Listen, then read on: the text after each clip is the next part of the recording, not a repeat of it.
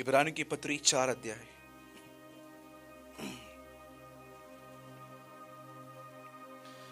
मैं आज आपके साथ जो शेयर कर रहा हूं, ये एक ह्यूमन स्ट्रेंथ से पॉसिबल नहीं है। हमारी सबसे बड़ी प्रॉब्लम ये है, जैसे 1947 में ईस्ट इंडिया जो अंग्रेज हम पर राज्य करते थे वो चले गए, और ये सब भारत के लोगों को पता है कि 1947 तक वो हमारे ऊपर राज्य करते थे। लेकिन बहुत सारे मसीहों को ये बात नहीं पता है कि हम पुरानी वाचा से निकल के नई वाचा में आ गए, और नई वाचा के अंदर इन अ न्यू कवर्नेंट, जैसे 1947 में एवरी इंडियन को ये बात पता है आज के हम अब ब्रिटिश गवर्नमेंट के अंडर में नहीं है, we are now living in Indian government. वैसे ही बहुत सारे मसीह लोगों को ये बात आज बिल्कुल का ज्ञात नहीं है उन्हें कि अब वो पुरानी वाचा में नहीं है, अब वो नई वाचा में है। आप जानते हैं पुरानी वाचा के अंदर एक सबसे दुखद बात क्या थी कि परमेश्वर ने उन्हें कहा था, विदाउट होली स्पिरिट तुम्हें मेरी आज्ञाओं को मानना है। लेकिन नए नियम के अंदर जो सबसे बड़ा प्रिविलेज हमें मिला है, परमेश्वर ने हम सबों को पवित्र आत्मा दिया है ताकि हम उसके साथ चल पाएं। आप जानते हैं मोस्ट ऑफ पीपल ये बात का कम नॉलेज रखते हैं, लेकिन आज आप जानिए। क्या आप जानते हैं जब परमेश्वर ने आदम को बनाया, तब परमेश्वर ने आदम ने अपनी पत्नी का नाम हवा रखा, लेकिन परमेश्वर ने उसकी पत्नी का नाम हवा नहीं रखा था। उसका नाम क्या रखा था? क्या रखा था? इंग्लिश में लिखा गया है हेल्पर। अब मैं बताना चाहता हूं, जब आप नए नियम में यीशु मसीह जब पवित्र आत्मा के लिए बात करता है, आप जानते हो वो सेम वर्ड यूज करता है पवित्र आत्मा के लिए। मैं पिता से प्रार्थना करूंगा और वो तुम्हें एक सहायक देगा। जैसे हवा जो थी वो आदम के मदद के लिए थी, वैसे ही सेम पवित्र आत्मा भी आपके मदद के लिए भेजा गया है। देखो, आज मैं आपके साथ जो शेयर कर रहा हूं, मैं ये बात अच्छे से जानता हूं, आप में से अगर कोई 4 घंटा बाइबल स्टडी भी करता है ना, तो भी ये काम वो खुद की शक्ति से नहीं कर सकता। ये काम करने के लिए आपको खुदा को पुकारना है। और मैं इतना भी कहूंगा, जिसने परमेश्वर को इन चीजों के लिए पुकारा और वो ये चीज न कर पाए, इट इज इम्पॉसिबल। ठीक है, आइए मैं आपके सामने पहले बेस रख रहा हूं। आप जानते हैं, मैं कुछ इंसिडेंट्स रख रहा हूं आपके सामने जो यीशु मसीह के साथ हुए। इस पूरे पवित्र शास्त्र में जब परमेश्वर शरीर में आया यीशु मसीह के अंदर, और आपने देखा होगा इन दोनों का, पिता और पुत्र का, दोनों का नाम यस से स्टार्ट होता है। कभी एक बार आप बोलते ना hallelujah. Do you know what is the meaning of hallelujah? Hallelujah, या it's a short form of Jehovah. या मतलब उसकी स्तुति हो, यहोवा, और नए नियम में यीशु। और आप जानते हैं जब यीशु इस पृथ्वी पर आया, मैंने उसके जिंदगी की कुछ ऐसी बातें सीखी इन दिनों में जो मैं आज आपके साथ शेयर करना चाहता हूं। आप जानते हैं कब से उससे लोगों ने टॉर्चर करना स्टार्ट किया? बाइबल कहती है 30 साल की उम्र में जब वो अपना घर छोड़ के निकला, तो सबसे पहले उसकी फैमिली ने उसके लिए एक बात कही कि इस व्यक्ति का चिट ठिकाने पर नहीं है। इंग्लिश में ऐसा कहा जाता है, he is a crazy man. आप मुझे बताइए, अगर आपकी फैमिली में से कोई भी बाहर जाके आपके लिए कहे कि ये पागल है, सोचो ये आपके लिए कितनी पेनफुल चीज होगी कि आपका परिवार आपकी इंसल्ट करता है। पर आपको पता है यीशु मसीह को इस बात का कोई फर्क नहीं पड़ा। उसके बाद जब वो सेवकाई करने निकला, आप कांस्टेंट देख सकते हो उसके डिसाइपल्स, उसके चेले उसे नहीं समझते थे, लेकिन ये बातें भी उसे इतनी हर्ट नहीं करती थी। तीसरी बात आप देखोगे, जब उसके साथ एक हद हो गई, जब लोगों ने उसे शैतान पुकारना स्टार्ट किया।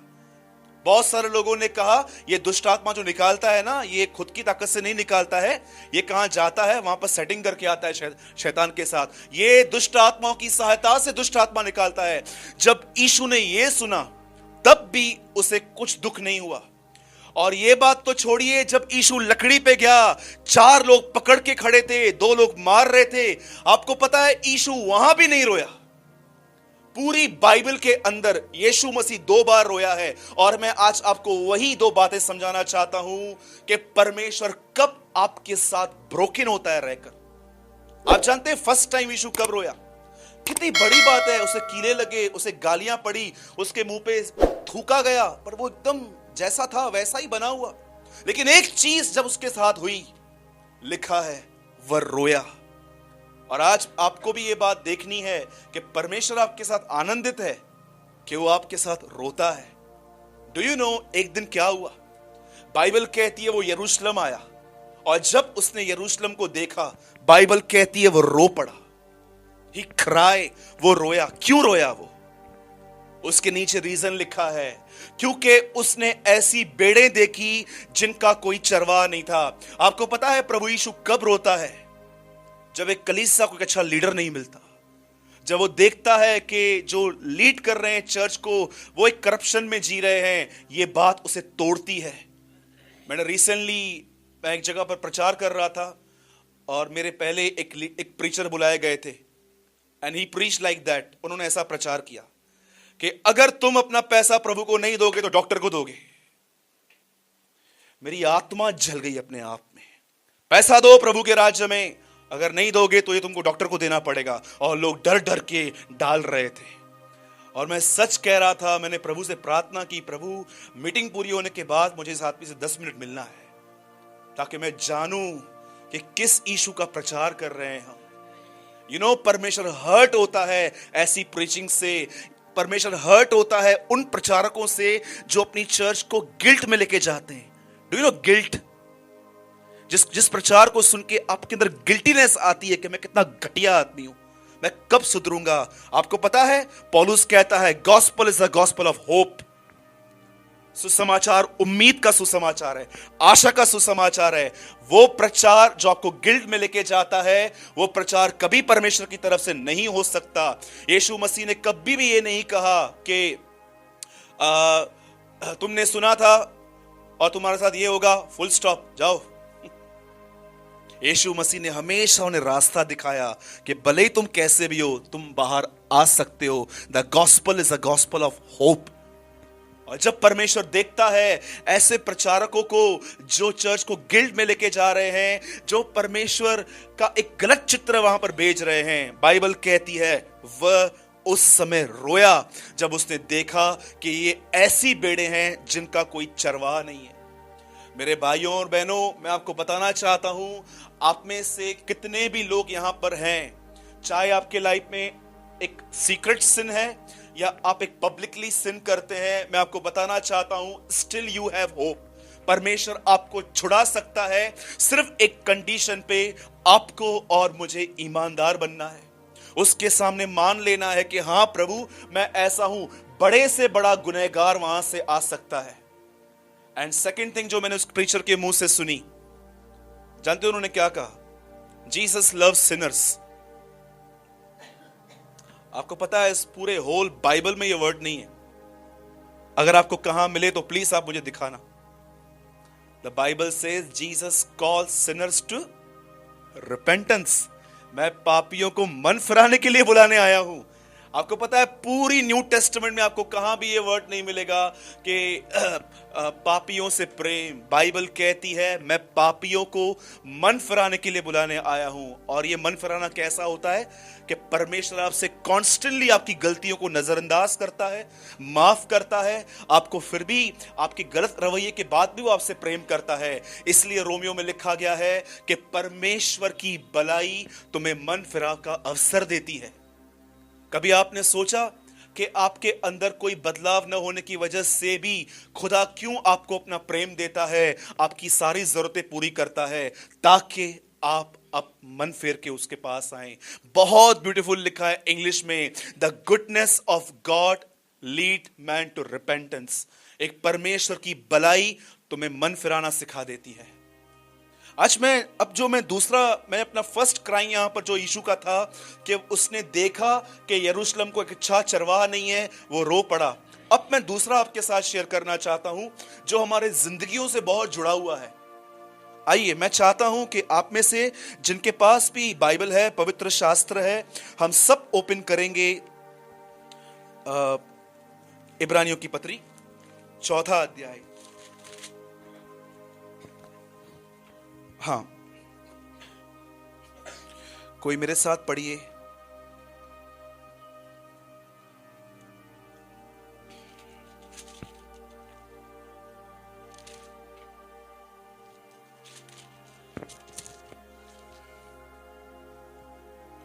फोर का 2।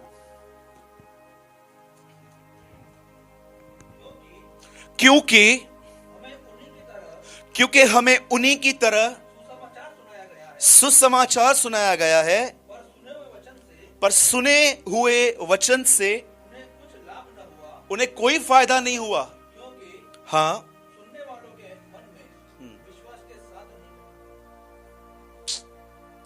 Most scary word in the new testament. आप जानते हैं यहां पर क्या लिखा है?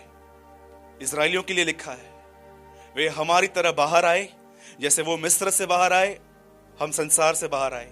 वो मूसा के पीछे पीछे चल रहे थे, हम यीशु के पीछे पीछे चल रहे थे।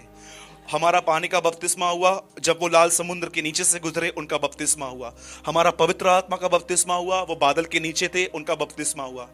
पर आपको पता है वे नाश हो गए, और जिस वजह से वो नाश हुए वो सिन यहां मेंशन है, लिखा है उनके अंदर विश्वास के साथ बैठा नहीं। आप जानते हैं किन लोगों के अंदर परमेश्वर का वचन विश्वास के साथ नहीं बैठ पाता? Do you no this thing? वो कौन से लोग होते हैं जिनके अंदर प्रभु का वचन विश्वास के साथ नहीं जाता? आपको पता है जब आप नए नए प्रभु में आए थे, आप कितने टूटे हुए थे, आप सहारे की तलाश में थे। आप ये सोचते थे कहां से भी मेरी भलाई हो, बस हो। आप ये सोच के नहीं आए थे कि मैं कलीसिया में हमेशा आऊंगा। आप टूटे हुए हृदय से अपने छुटकारे की भूख और प्यास रख के यहां पर आए थे। आपको पता है उन दिनों में आप वचन इतना सुनते थे ध्यान से, और जैसे वचन चलता था आपके आंखों से आंसू बहते थे। आप बोलते थे परमेश्वर मुझसे, प्रभु ने मुझसे बात की। लेकिन जब आपकी प्रॉब्लम दूर हो गई और आहिस्ते आहिस्ते आपको कलीसिया में लोग मिल गए, अब आप थोड़े फेमस बन गए, अब आपको थोड़ा वचन का नॉलेज आ गया, अब आपको पास्टर के साथ घूमने का मौका भी मिल गया, आहिस्ते आहिस्ते आपकी प्रभु के साथ पकड़ ढीली पड़ गई, और अब आप एक फॉर्मल वे में प्रभु के साथ चलने लग गए कि चलो 8 to 9 चर्च में जाना है। पर आप सोचो इन स्टार्टिंग के दिनों में आप प्रभु के पास कैसे आए थे? आप जानते हैं यहां पर क्या हुआ? अब सुनिए, मैं एक स्टोरी आपको बता रहा हूं जिसका जिक्र इस पवित्र शास्त्र में आया हुआ है। आप जानते हैं एक दिन बाइबल कहती है एक समय था कि यीशु मसीह विजिटिंग्स कर रहा था। कई बार वो जकई के घर में गया, एक बार वो शिमोन कोड़ी के घर में गया, लेकिन एक परिवार ऐसा था जिनके साथ वो बैठता था, और उस परिवार का नाम था मार्था और मरियम। और जब यीशु वहां जाता था, मैं पूरे हृदय से ये बात पर विश्वास करता हूं कि यीशु हमेशा कोई वचन शेयर करके उनको ब्लेस करता था वहां पर। लेकिन हुआ क्या जानते हो? जो वचन उन्होंने सुना था, अब समय आया कि उस वचन को वो कैरी करके रखें। यू नो, आपके साथ क्या होता है? आप यहां आते हैं, प्रभु का वचन सुनने के लिए आते हैं, लेकिन एक प्रॉपर समय आता है कि जब आप किसी प्रॉब्लम में आते हो ना, परमेश्वर आपको वर्ड देता है। बहुत कम लोग हैं जो उस वर्ड को ग्रिप करके रखते हैं। जैसे पौलुस कहता है कि I am grip with my calling, वो कहता है मैं अपने बुलाहट के साथ बंधा हुआ हूं। बहुत कम लोग होते हैं जो अपने उस ग्रिप करके रहते हैं। पर आपको पता है जब इनके घर में प्रॉब्लम आई, इनका भाई बीमार पड़ गया, इन्होंने फेथफुली यीशु को एक संदेशा भेजा कि जिसे तू प्रेम करता है वह बीमार है। और जब यीशु ने यह सुना तो उसने क्या कहा कि नहीं, अभी नहीं चलना है। और उसके बाद जब उसने चलना स्टार्ट किया और 4 दिन वहां पर लगे थे जाने के लिए, आपको पता है वहां पर क्या हुआ? एक चेले ने उससे पूछा, प्रभु हम कहां जा रहे हैं? बोला वहां पर लिखा गया है। थोमा ने उसके लिए कहा, मरने वालों के साथ हम भी मरने चलें। आपको पता है ये मजाक नहीं है, ये अनफेथ है, ये अविश्वास है। आप जानते हैं उसने क्या कहा? क्यों ऐसा कहा, मरने वालों के साथ हम भी मरने चले? क्योंकि आप उससे एक चैप्टर पहले पढ़ना, यीशु उसी जगह से वापस आया था क्योंकि लोग उसे मार रहे थे। अब यीशु वापस वहां जा रहा है, इसीलिए उसने कहा चलो मरने वालों के साथ हम भी मरने चलते हैं वहां पर। और जब वो वहां पर गया, अब सुनिए किसके सामने वो रोया?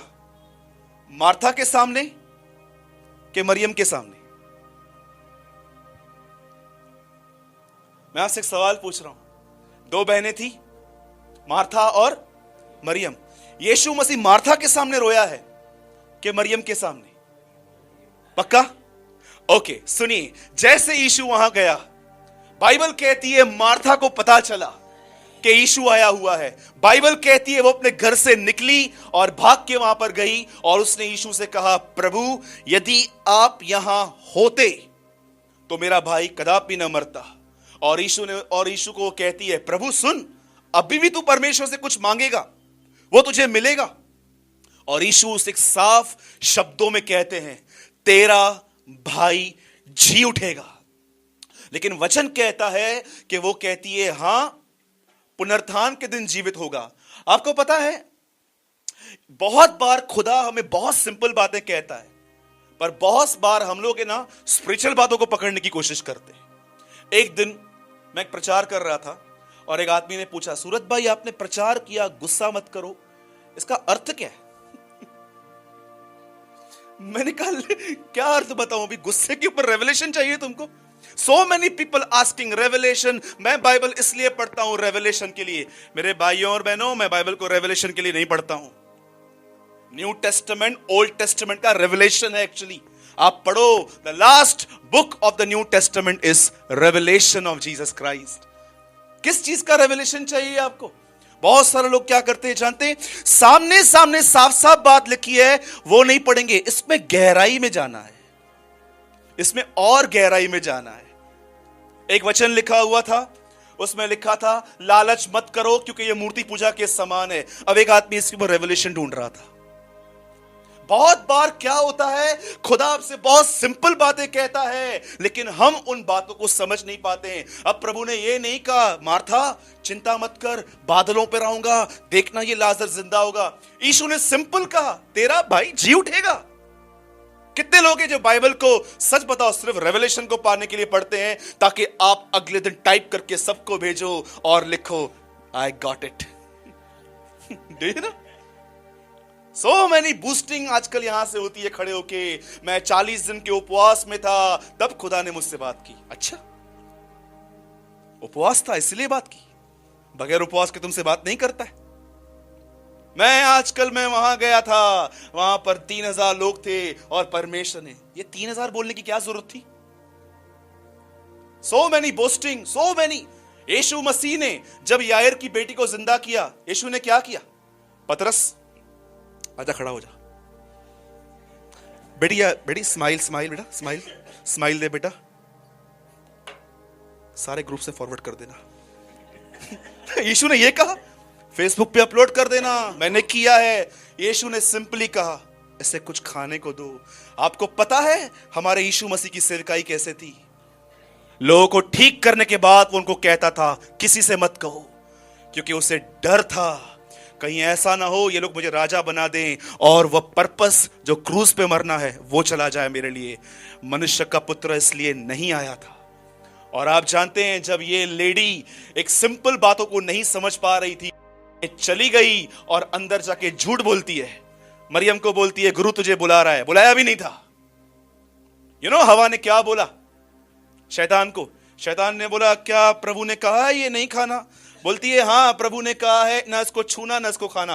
प्रभु ने कहा था ना छूना। So many things adding. हमारी बातों में बहुत सारी बातें ऐसी एडिंग होती हैं। मुकेश भाई मुझे मिले और उन्होंने मुझे एक के लिए बोला और मैं दूसरों को बोलता हूं, ऐसे से बोल रहे थे आपके लिए, ऐसे से बोल रहे थे। सो मेनी मिर्च मसाला।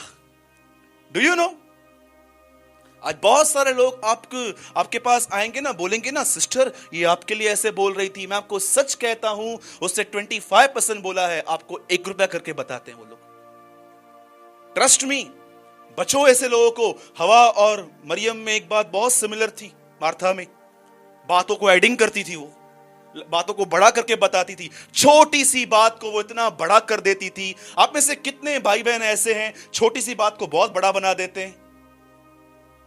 हाँ जी, छोटी सी बात को। घर पे आए आप, कांच का ग्लास टूट गया और आपने पूरा चाय आपको ठंडी मिली, इस बात का पतंगड़। ग्लास टूट गया, इस बात का पतंगड़। रोटी आपको ठंडी मिली, अरे खा लो।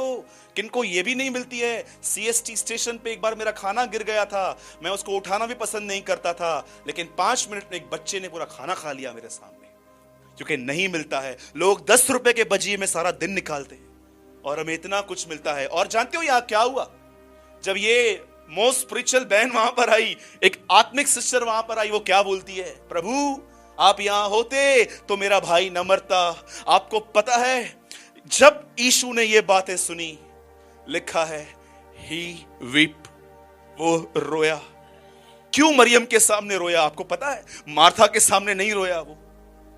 मैंने बहुत बार ये प्रार्थना की, प्रभु जब आप मार्था से बात कर रहे थे तब आपने अपना आंसू नहीं बहाया, लेकिन व्हेन यू मीट मैरी, जब आप मरियम से मिले, आप क्यों रो पड़े? और प्रभु ने मुझे कहा, तुझे याद है मैं इस परिवार के पास एक बार गया था? हाँ प्रभु मुझे याद है। कौन थी जो पैरों पे बैठी थी? नॉट मार्था, मरियम। आपको पता है खुदा किन के साथ रोता है?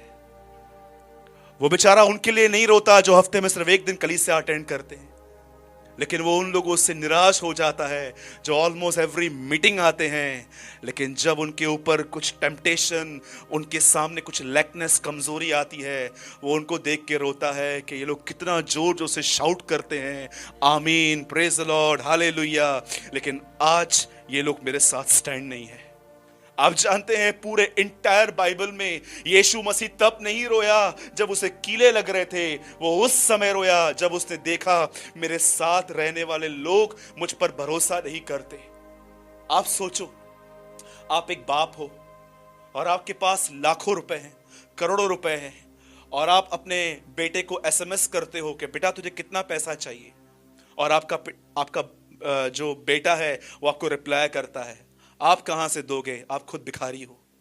कितनी हर्ट करेगी ये बात। आप जानते हैं बहुत सारे लोग आज, परमेश्वर बहुत सारे लोगों से हर्ट क्यों है आज?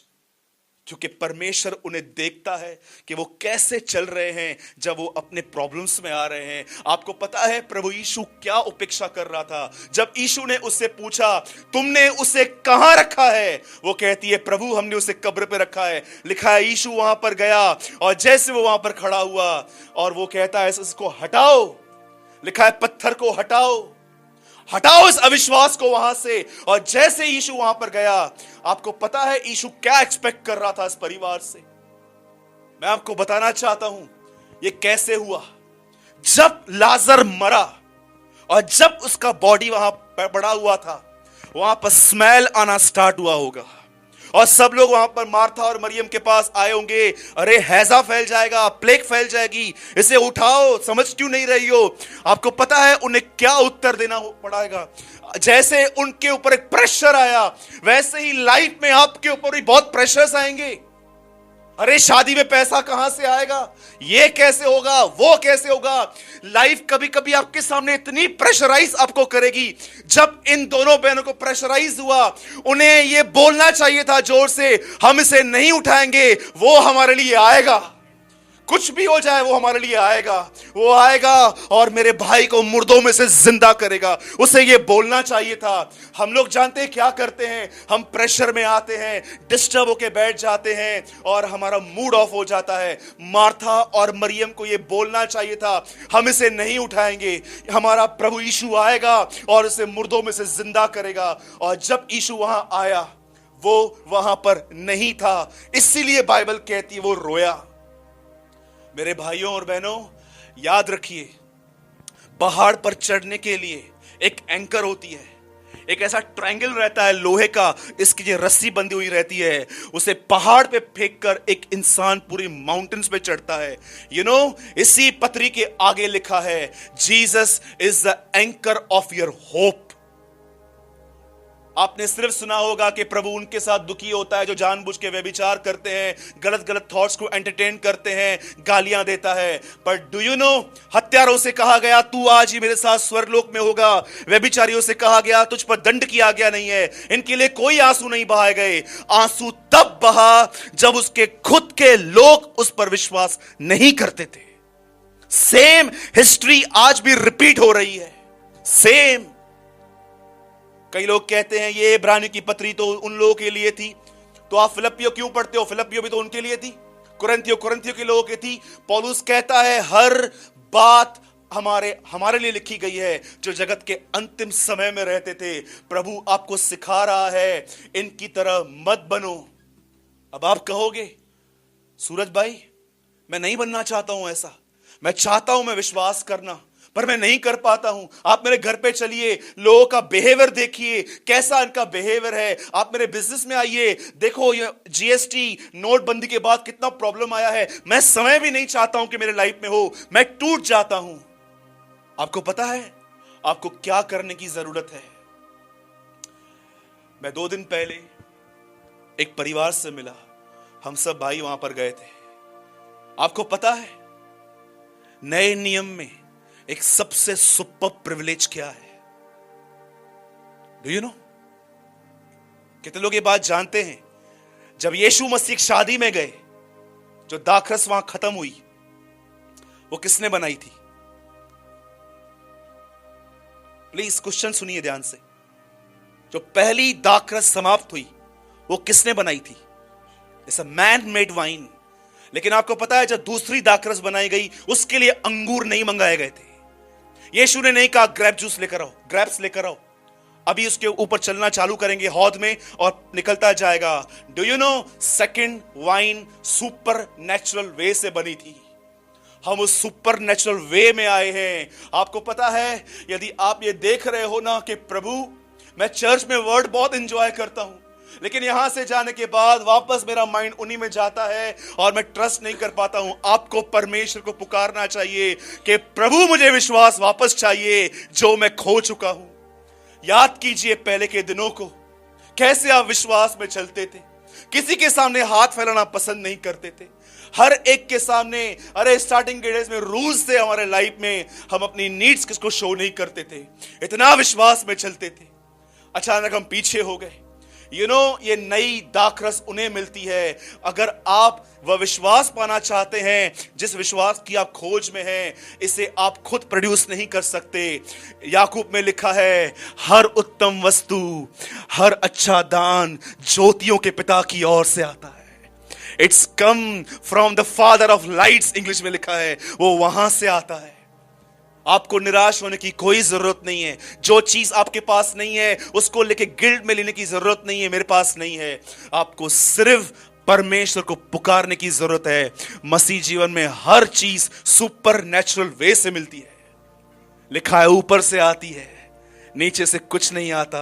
यीशु ने कहा जो नीचे का है वो नीचे की बातें करता है, लेकिन जो ऊपर का है वो ऊपर की बातें करता है। मसीह जीवन के अंदर सबसे ग्रेटेस्ट प्रिविलेज यही है, हमारा सब कुछ ऊपर से आता है। फेथ, जॉय, पीस, जो भी आप चीजों की खोज में हैं, बाइबल कहती है हर चीज, नॉट कुछ कुछ, हर चीज ऊपर से अर्थात स्वर्गीय पिता की ओर से आती है। God does not send disease, परमेश्वर कभी बीमारियां नहीं भेजता। ओरल रॉबर्ट ने कहा God is a good God, हमारा परमेश्वर भला परमेश्वर है। वो आपको देखकर खुश नहीं होता है कि आप तड़प रहे हो। बाइबल कहती है वो हमारे दुखों में हमारे साथ दुखी होता है। डू यू नो बहुत सारे लोग प्रभु पर दोष लगाते हैं कि हमें चंगा क्यों नहीं करता, हमें ये क्यों नहीं करता। मैं आपको एक बात बताऊं, अगर आपको पास घोड़ा होता और अगर यीशु चैरिट्स पे घूमता तो आप प्रभु को जानते क्या बोलते? अरे तू चैरिट्स पे घूमता था, आजा घोड़े पे घूम, गधे पे बैठ के देख जीवन क्या है।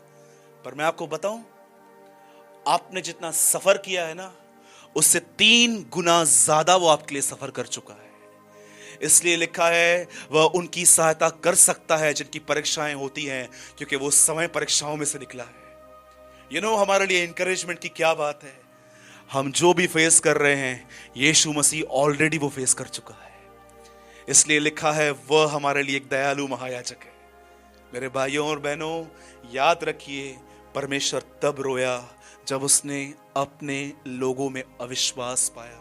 अगर आप अनफेथ से लड़ रहे हैं इन दिनों में, लड़िए मत, परमेश्वर को पुकारिए, वह आपको अपनी आत्मा से भरेगा, वो आपको देगा।